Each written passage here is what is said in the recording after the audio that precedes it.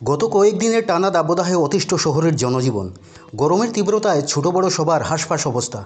বাসা থেকে বের হওয়ার 5 মিনিটের মধ্যেই রোদের খরতাপে অসহনীয় অবস্থায় পড়ছেন সবাই। প্রয়োজন ছাড়া ঘর থেকে বের হচ্ছেন না অনেকেই।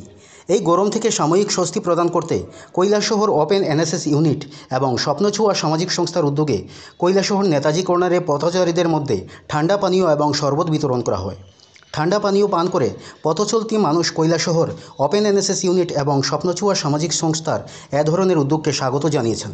প্রসঙ্গত উল্লেখ্য, স্বপ্নছোঁয়া সামাজিক সংস্থা এবং কৈলাসহর ওপেন এনএসএস ইউনিট সারা বছর কৈলাসহরে বিভিন্ন সমাজসেবামূলক কাজকর্ম করে থাকে।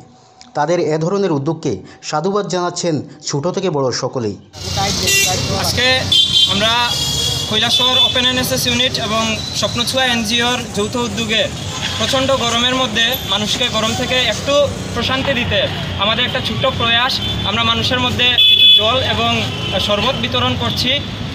আজকের এই অনুষ্ঠানে আমাদের এখানে উপস্থিত আছেন আমাদের কৈলাসহর সিভিল সার্ভিসের বিভিন্ন আধিকারিকরা এবং আমাদের এনএসএসের বিভিন্ন স্বেচ্ছাসেবীরা, আমাদের স্বপ্নছোঁয়া এনজিওর মেম্বাররা এখানে উপস্থিত আছেন।